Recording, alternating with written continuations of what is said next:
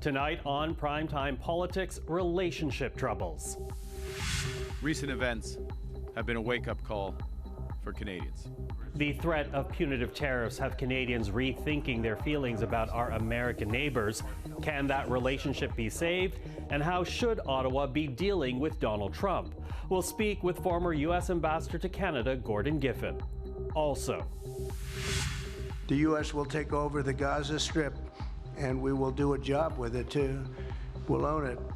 The U.S. White House is catching the international community off guard with its plans for Gaza. We'll examine the challenge liberal democracies are now facing with Donald Trump back in the Oval Office. And we'll speak with Liberal leadership hopeful Frank Baylis. This is Primetime Politics. Hello, everyone. I'm Michael Serapio. Well, even with a 30-day pause from those promised U.S. tariffs, Canadian officials are moving forward with plans to diversify the country's economy, and it begins right here at home with working to bring down interprovincial trade barriers. It would allow people and products to move more easily east and west rather than just north and south.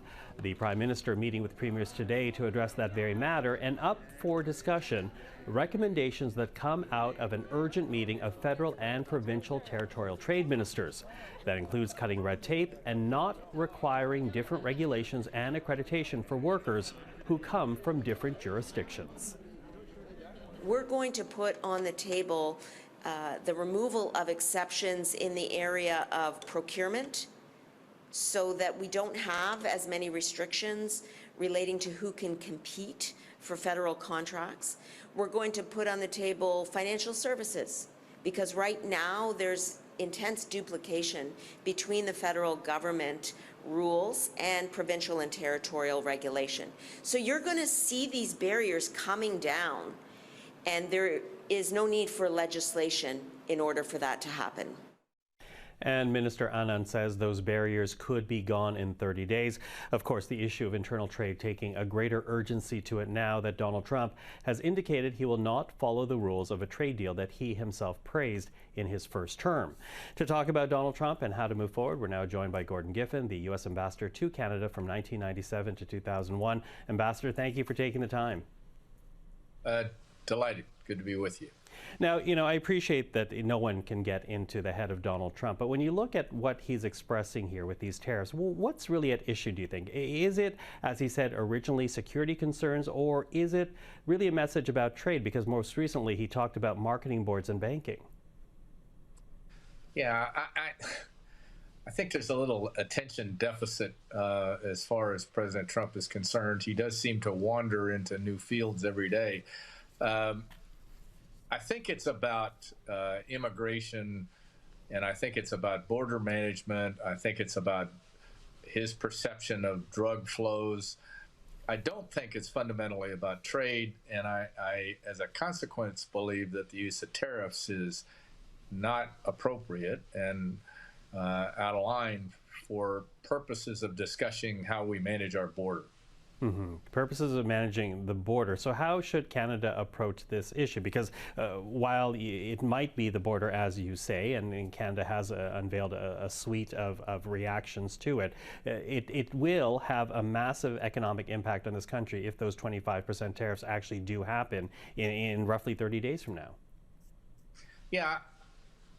Again, as you suggested, I can't get in Donald Trump's mind and wouldn't want to live there, but I seriously doubt that there'll be any effective tariffs that go into place, because there's a significant impact on the United States of employing those tariffs. And hopefully there are some advisors around President Trump that talk to him about whether or not it's appropriate to use tariffs, whether under the terms of the new USMCA or just based on bilateral relations with Canada. It's a bad step. If there are issues about immigration, migration, drug flow, the concern that some say, I have no idea whether it's true, that there are people in the illicit drug business that are now migrating into Canada. If that's a legitimate concern, let's talk to Canada about it and put away the tariff club.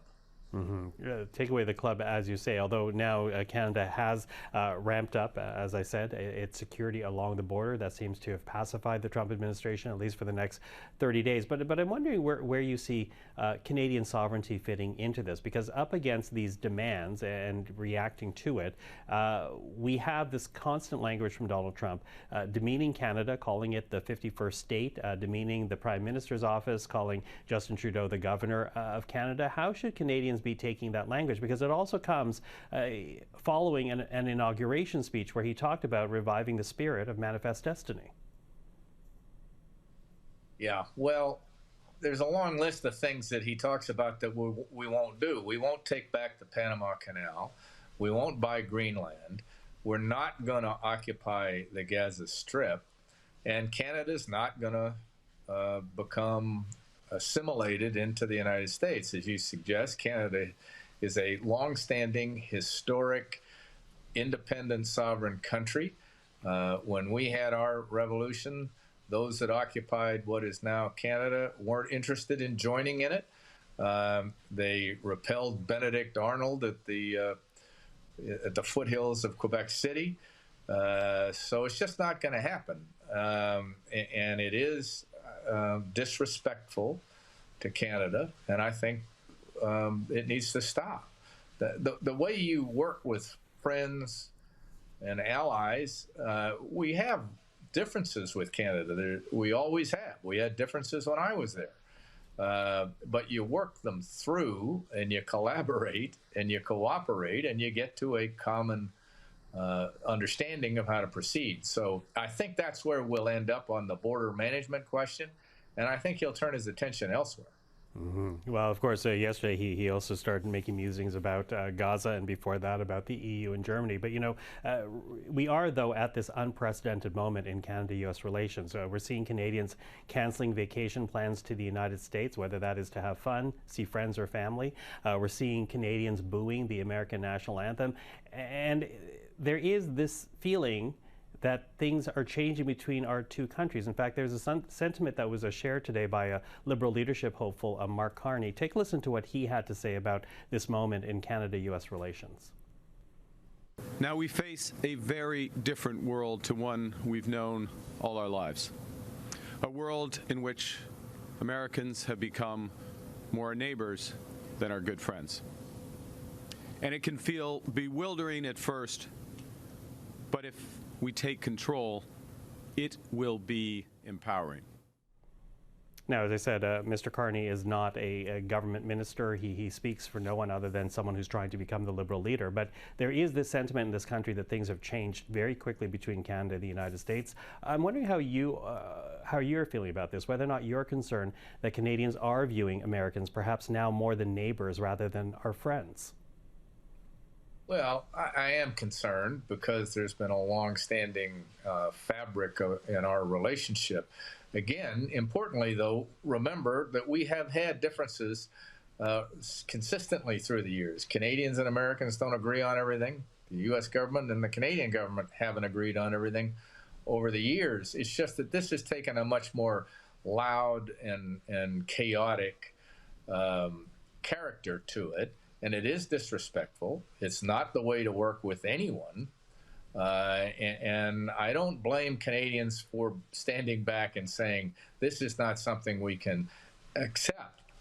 So what my hope is that this is not something that permeates the relationship for the long run. I do fear that President Trump's attitude has negatively affected our dynamic in the short run, but I hope and trust that over time the great weight of history of our relationship will resume and we'll live through it. There are a lot of things that he's doing domestically, frankly, that are enormously disruptive and some of us believe to be unconstitutional. So while I know this is very disruptive and concerning to Canada, they're not the Lone Ranger. There are a lot of places and a lot of people that are very disturbed by what's going on. Well, an important context there. So what advice would you give to Canadian officials, to the Canadian people, about how to move forward with this White House? Donald Trump will be there for another 4 years.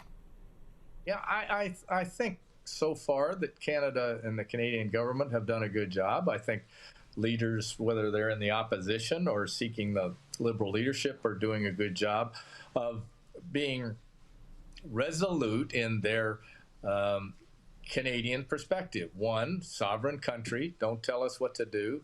Two, we will cooperate with the United States where it's in our interests and where it makes sense. We're not here to, somehow be at your beck and call. And keep in mind, importantly, that Canada has some important cards in their hand, euphemistically, as if we were playing poker. There are a number of assets on Canada's side of the ledger that are of value to the United States in our trading relationship. Many of them are natural resources. And the United States has to be cognizant of that. We shouldn't have to compare what parts of the United States are important to Canada and vice versa, because it ought to just work out.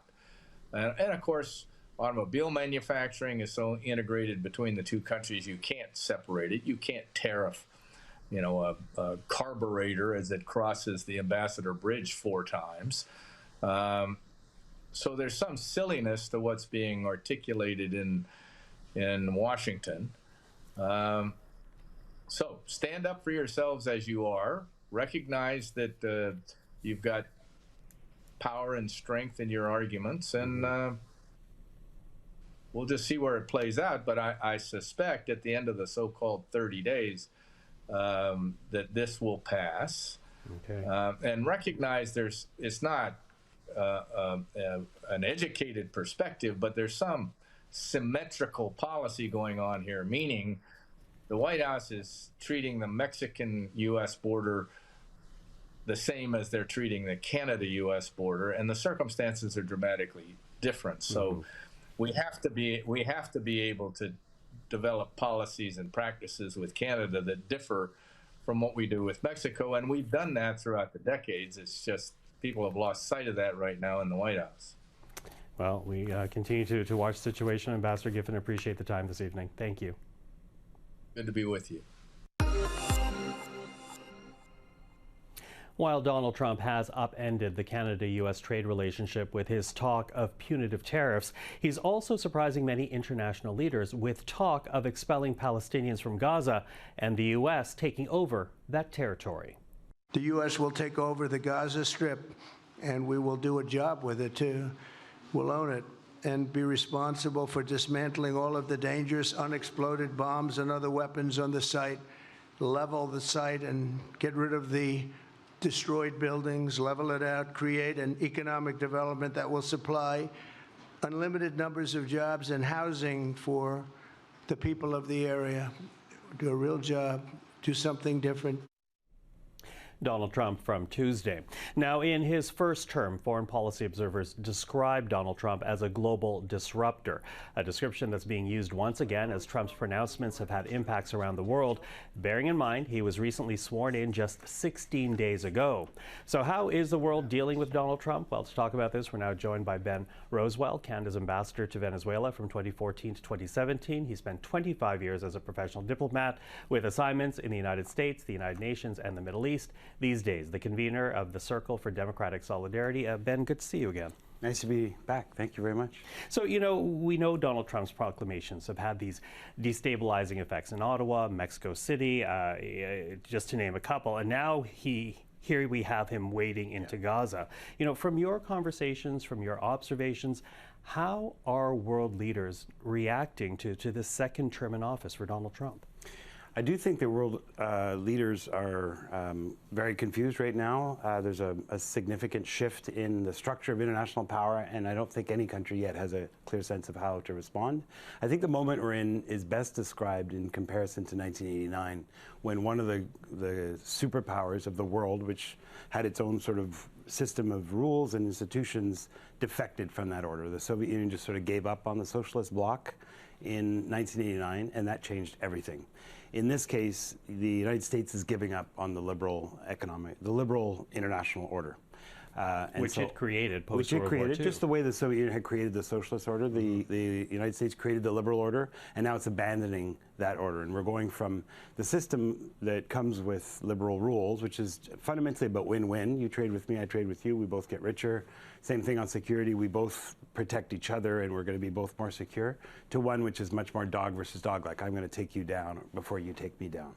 And that's such a profound shift in the way that the world is organized that I don't think any country has thought through exactly what that's going to mean, but we better hurry up and figure that out very quickly. Yeah, and, as you say, a dog-eat-dog world that we're now facing. But here you also have Donald Trump not only making economic threats against Canada, but also making fun of Canadian sovereignty, calling it the 51st state, demeaning the Prime Minister by calling him the Governor of Canada. How seriously should Canadians be taking that type of language from the American president? They should be taking it very, very seriously.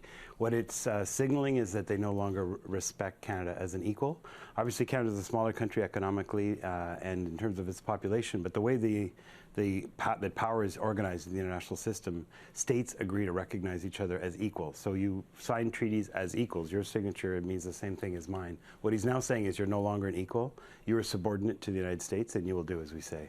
And that means that if we were to acknowledge that or play along with it or just try to ignore it and put our heads in the sand, the government of Canada would be abandoning its responsibilities to the people of Canada, that we take decisions together as a sovereign country. And so we have to resist that vocally, and I think we have to hit back hard to make sure that he understands exactly what Canadian sovereignty means.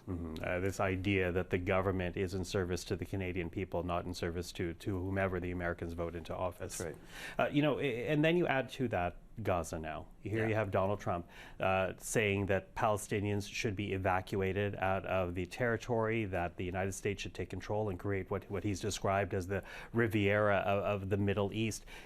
Talk to us about the impact that would actually have on security in the Middle East, if not global security writ large. Yeah. So what he's proposing is a campaign of ethnic cleansing. It would be a crime against humanity. It would obviously be devastating for the people of Palestine to have them evicted from their own homeland. I think we only need to think about every other time that a foreign country has occupied a foreign country, how the population has reacted. When you're then talking about not just a military invasion, but to forcibly evacuate every single civilian, the reaction is going to be violent, and it's going to be massive, and it's probably going to be joined by other countries in sympathy with the Palestinians. So we'd be talking about a war in the Middle East on the scale that I don't think we've ever seen before. It's another symptom of when you no longer follow the liberal order, the kinds of devastation in security and economic terms are unheard of, and it needs to be resisted with all of the force that we can muster. I think it's important to say that at this point, though, these are signals from the American White House. These are signals from some American populations, not all the American people. But how much of this is tied to the fact that, arguably countries like Canada are far more aware of multilateral efforts than are Americans? I think this is where the 1989 analogy is useful for us to think about. So think of Trump being the kind of Gorbachev of the day, who all of a sudden unilaterally decides to just abandon the entire structure of alliances and the whole ideology that kept the Eastern Bloc together. Each one of those countries, Poland, Czechoslovakia, Romania, Bulgaria, they each had a decision to do. Do we stick together as a socialist bloc, or do we join some other kind of international order? That's the position that Canada's in right now. My view is that if we band together with Germany, France, Britain, Japan, South Korea, Brazil, there's all kinds of countries around the world that share our liberal views. And in a dog-eat-dog world, we could assemble a pack of dogs that's going to be stronger than the United States, and that would maintain the order that has provided for our security and prosperity, even while the United States defects from that. And the chances are, Gorbachev didn't last very long. The changes that he unleashed ultimately destroyed his political career and the Soviet Union itself. I think the United States is going to remain intact. It's a much stronger country. But the United States is likely to come back to its senses relatively quickly if and when the other liberal democracies band together and show them that we're committed to the liberal order. whether or not the United States is part of it. Well, it's interesting, as you say that, I'm thinking about the president of Unifor, who yesterday said a trade war has been declared, there's no turning back. Even if the United States, as you say, comes back to its senses down the road, what should Canada be doing in terms of Trump-proofing itself? Because so much of our issue lies in the fact that we are so reliant on the United States, in that we have leaned into continentalism in terms of trade and our diplomatic relations and how we deal with the world. Well, we have a long history of having trading relations with countries that have fundamentally different political systems. So now that the United States is no longer a liberal democracy, by all means we should continue to trade with them. We're never going to be able to trust the United States while Trump is in power, so we won't be able to put too much stock in treaties or other institutions. And so that means that we rely on trade, like almost every country in the world. We're much more prosperous when we trade, and therefore we're going to have to build much deeper, much more integrated economies with other liberal democracies. And over time, we're going to have to incentivize businesses to start trading more with countries beyond the United States. We trade mostly with the United States, I think, because of the proximity and the ease of doing business. Now that there's no longer going to be an ease of doing business, we're going to have to expand. That's almost inevitably going to involve some kind of reduction in our GDP and our quality of life, while we attempt to reestablish the stability through much more diversified trade, political, economic, and military alliances. Ben, very interesting times that we live in. Thank you very much for talking to us about it. Pleasure to be here. In the meantime, the Trump administration has been leaning on Canada and Mexico to take a harder line on the illegal trade of fentanyl. And today we heard from the Conservative leader, Pierre Poilievre, saying if his party forms the next government, it will amend the criminal code and make life sentences mandatory for so-called fentanyl kingpins, criminals who deal and trade large amounts of the illicit drug. 50,000 people had their Section 7 right to life violated by the open borders, soft on crime, legal drugs policy of the Liberals. I will protect the charter rights of Canadians and their right to life, liberty, and the security of the person by locking up the mass murderers that bring these drugs in.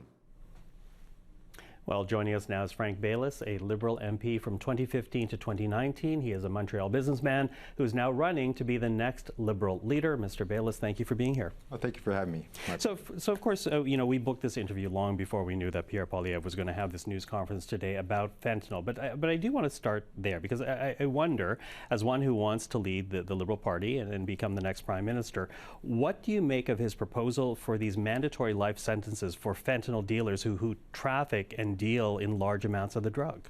I think that Mr. Poilievre is great at sloganeering and great at saying things that get people excited. But let's talk about real solutions. So first of all, before we sentence anybody, we have to catch them. Is he talking about putting more police on the ground to help catch them, to help put discipline into the police, investigations, support that? Is he talking about helping the people that are really victims, that are caught in this cycle where they are drug addicts? And a lot of them, they come from an injury. What happens is that we don't have a good way of taking people off painkillers after they've been injured. And so what happens is they go to see their doctor, and then we just one day to the next they're told your medication's cut off, and then they search for solutions in illegal drugs and that. So I think we need a much more broad-based approach. Obviously, tough sentencing is a good thing to do, so long as it's part of an overall approach. That's how I would tackle that. Mm-hmm. Now, of course, Mr. Poilievre is talking about this right now because it's an issue that's been raised by Donald Trump, that he is concerned about the fentanyl that makes its way across the Canada-U.S. border. If you were to become the next Liberal leader, how would you be dealing with Donald Trump right now and the demands around the illegal drugs and migrants that across the border that he says is a problem? So until Donald Trump said it was a problem, no one in Canada knew it was a problem, and no one in the United States knew it was a problem. So Donald Trump, what he's doing here is he's gone and got himself elected by telling the American people he's going to solve illegal immigration. They all know that's a problem from the southern border, not the northern border. But he can't go around promising he'll build another wall, because he's already made that promise. So he's trying to make something that he can fix, which is he's attacking Canada, knowing full well that we are not the source of the big problems that they have with illegal immigration, nor drugs. I think the statistics are under 50 kilos have been seized in the last year. So let's be honest, that's not the problem. It's less than 1%. This is just Donald Trump being Donald Trump. So what does that mean then? Because this is Donald Trump being Donald Trump might be a conclusion that you make, but ultimately this is also about trade. More than 70%, 75% of our trade is with the United States, and he's threatening these punitive tariffs. What would you do to address that threat then? What I would have done is this. I would have gone down and seen President Sheinbaum in Mexico. He's made a very large threat that he would impose 25% on both Canada and Mexico simultaneously. That would create havoc. It would create tremendous problems for our economy here in Canada, also in Mexico, but also in the United States. I would imagine with that, maybe within 6 to 8 weeks, there'd be a collapse of the stock markets in the States. There'd be inflation in all 3 countries. There'd be massive layoffs. And we have to say to ourselves, we cannot live under this threat constantly. So I would have called his bluff, quite frankly. I would have said, if the Mexicans were with us, I would have said, look, let's do it. Let's feel this pain. You're going to feel as much pain as we are. And you've got yourself elected promising Americans to make your economy better. I don't think they're going to like to see their stock market collapse. I don't think they're going to like to see the massive inflation that's going to hit. I don't think they're going to like losing all the jobs that's going to happen to them. So I think we have to put our, draw a line in the sand and stop letting Donald Trump push us around. Mm-hmm. Now you, of course, are a businessman, a very successful businessman. You make that as one of your selling points as you try to win the liberal leadership. And let's switch over there right now, because Donald Trump takes a lot of oxygen out of the room. but your party has 5 weeks before it elects a new leader. You're running for it right now. We see a lot of ministers, many ministers supporting Mark Carney, a few supporting Chrystia Freeland. None have publicly declared for you at this point. Does that worry you? Not at all. I think, let's be honest, I'm an outsider. I'm not someone that's coming from the Ottawa bubble. I'm someone coming from what I'd call, I don't want to call it the real world, but where average Canadians live and that. So they're not going to look at me from the Ottawa perspective as a serious candidate. That's their perspective of it. But when I'm out in the field, when I'm out talking to Canadians, I get so much energy and so much encouragement. And I think people are looking for what I call a real voice, a change in that. And I'm going to be announcing some changes that maybe not all politicians are going to like. I'm going to have a press announcement tomorrow about that. And I want to fundamentally change the system. I want to get back to working for Canadians, not working for politicians. So I have some ideas there that may or may not make me popular with all the political class. Okay, well, we'll be covering that announcement tomorrow, but I do have to ask, because you talk about fiscal responsibility, being a man from the business world. We now have a government that has invested a lot of money into national child care, dental care, pharmacare, running up a massive deficit. Under your leadership, would those programs be at jeopardy? What I would try to do is pay for them. So it's very easy to announce something. I can announce this, I can announce that. We already have a huge problem in our healthcare system. We all know it's not working the way it needs to, and what Canadians want how we need it to work. So we need to address that issue. I need to address healthcare, then we can address pharmacare, then we can address all these other programs, which I think are wonderful. But announcing them and not paying for them is not going to get it done. So we have to do what I call wealth creation, prosperity. We need to get Canada more prosperous, and I have very good ideas of how to do that. And if we get more money coming in, more money in people's pockets, if we got our Canadian dollar higher, that means prices go down, then we can look to pay for all these announcements. Okay. Frank Baylis, thank you for the time. Hopefully we'll speak again before the leadership vote. No, I appreciate it. Thank you. I appreciate it. Thank you. And that is Primetime Politics for this Wednesday. I'm Michael Serapio. For everyone here at CPAC, thank you for watching. Primetime Politics is back tomorrow. Until then, have a great evening.